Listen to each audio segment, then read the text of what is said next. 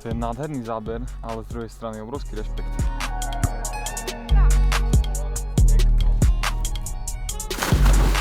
Jo, ale vieš čo, mám ešte radosť, že je rameno top pri plávaní. Dali sme si volejbal, teraz sa vykúpeme. Čo k tomu povedať?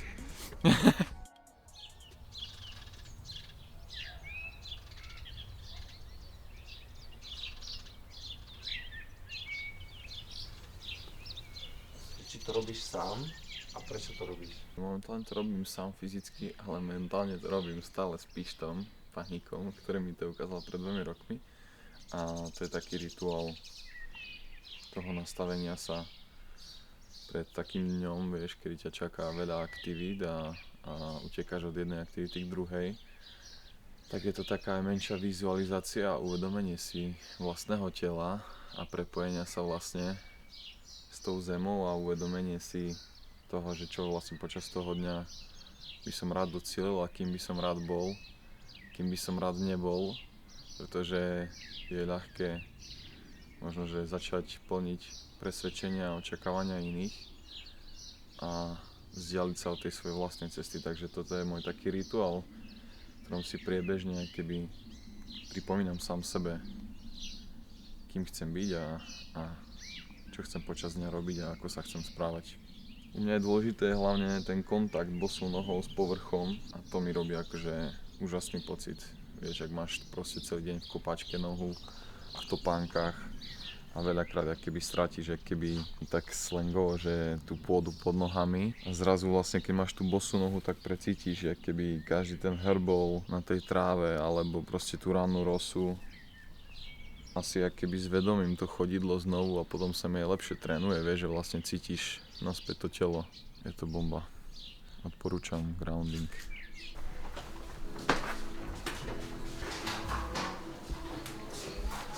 Dobre ráno. Ale rarita dnešný mobil. 4 góly naši dali. Varíme kašu ovsenú s mejkom, s banánom, čia semiačka. Na energiu, aby sme vládali stúpať do kopcov.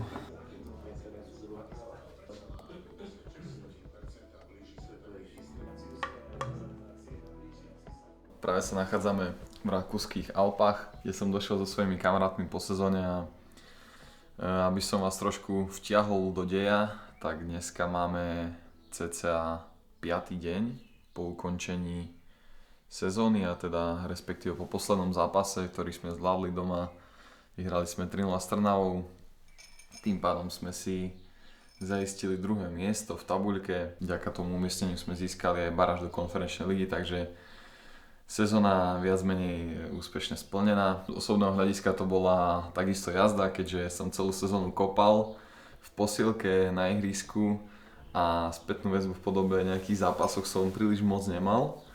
Takže aj preto som sa rozhodol, že najlepšie bude vlastne hneď sa odreagovať práve v horách, kde to dokážem najlepšie a s ľuďmi, ktorých mám rád, takže je to také príjemné s užitočným, keďže dneska vám takisto ukážem aj nejaké oddychové aktivity, ktoré rád robievam. Dneska nejdeme na výkon, toho je dosť počas sezóny, takže čaká nás krásny deň.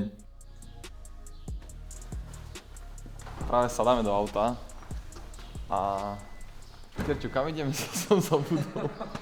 Ideme sa vyviezť hore do Nassfeldu a potom si dáme hike na horu Kamleiten. Tam budeme mať trochu času sa prejsť po sedlách a užiť si tie krásne výhľady. Vyšlo nám aj slniečko, čo je fantastické. No a tak poďte s nami, bereme vás so sebou všade.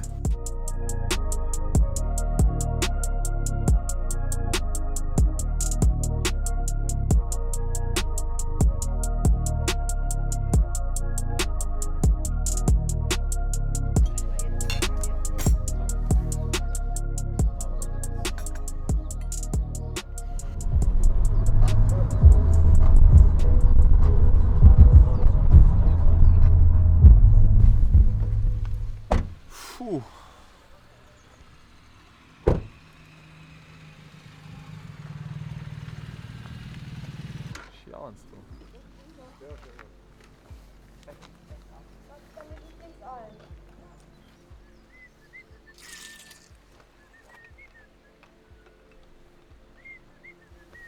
Je podľa teba dôležité chodiť do hôr? No rozhodne, však celé akéby myslenie sa ti spomalí, vieš, že zrazu akéby ten vnútorný hlas je silnejší a nerozptýľujú ho tie zvuky toho okolia. Vieš, keď som v Bratislave v meste, tak máš tam strašne veľa stimulov a ten mozog akéby všetko pohlcuje. Potom je z toho človek aj taký unavený a veľakrát akéby neviem prečo. No takýto výlet do prírody, jasné, toto je akože úplne iný level, ale stačí, že iba keď pojem do sádu Janka Kráľa, tak viem načerpať v prírode tú energiu a sa človek tak stíši, no. Takže rozhodne je to taký zdroj energie, ktorú potrebujem. Hlavne na to trénovanie, alebo vlastne na tú takú životnú spokojnosť. Jak som hovoril o tom spánku, že život je krajší, keď sa vyspím, tak život je krajší vlastne a vyrovnanejší, keď pravidelne navštívim prírodu. Sprievodca náš horský Kubo zmenil trasu, vyhodnotil, že Toto je malé dobrodružstvo. pôvodná trasa obsahuje málo zrušenia. Tak ideme novou a uvidíme, no. Jak sa to volá, Kerťo? Ako? Garten Kopel.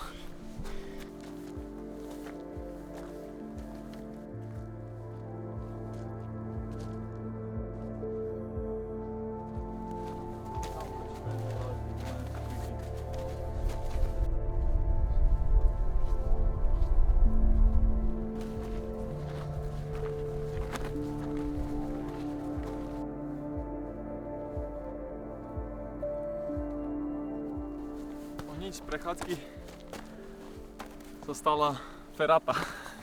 Slovo prechádzka to nabralo iný rozmer. Úplne. O tom si hovoril.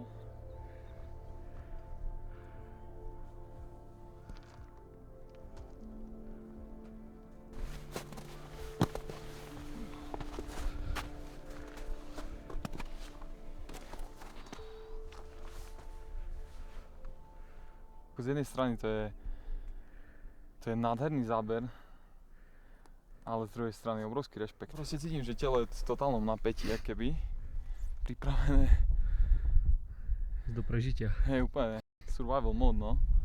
Totálne.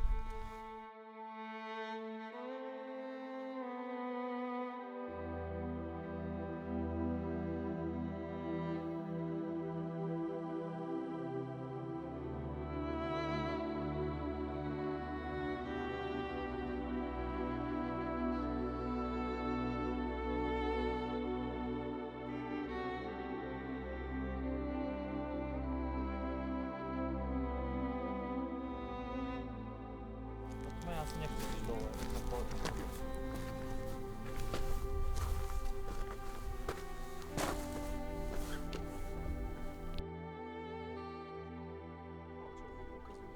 No. Prečo inak nemáš VUP? Môžeš povedať, prečo nemáš VUP?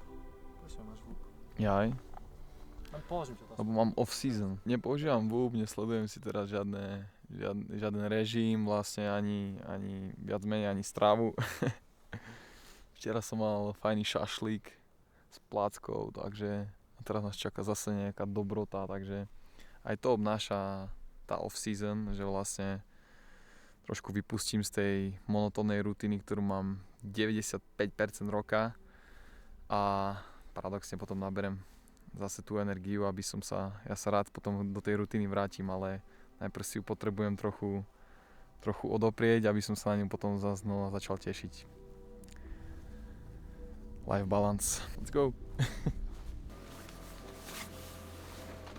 Tam sme boli hore. Momentálne sme už po takom ľahšom sneku, v odzovkách ľahšom, dali sme si fajnú pizzu a jablkový štrúdl. Takže teraz máme dostatok energie a ideme si užiť volejbalík. Kto prehrá, tak ide sa okúpať do jazera. Takže poriadne rozcvičí rameno.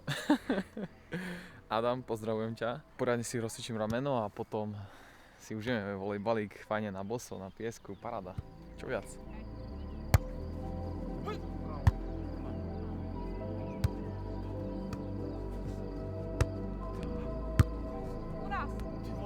všade.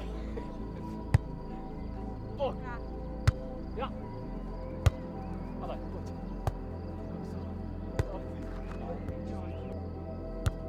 Bra. Kámo, pekne. Padaj.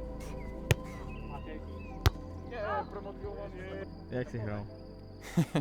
Vyhrali sme prvý set a potom sme prehrali s vami. Tak čo sa pýtaš, ak ty nehrali? Ja, že diváci vedeli. Snažím sa to brať ako odľahčenie, ale samozrejme som chcel vyhrať, nebudem klamať. No. Ale teraz hráme vo dvojiciach, takže som s tebou a ideme proti týmto dvom dvojičkám. Kto prehrá, ide dole, kto vyhrá, ostáva. Takže špaget. A potom dávame Let's go. jazero.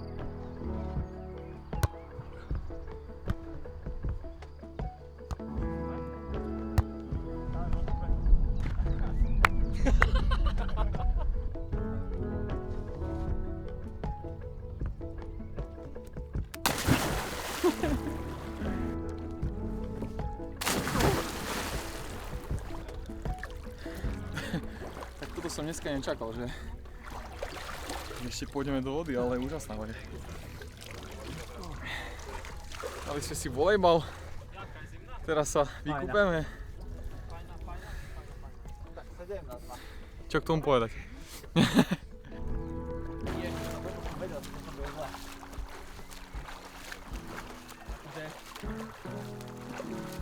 Na hlavu.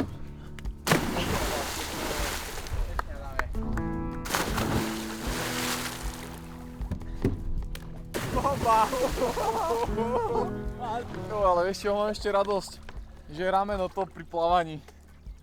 To je nádhera.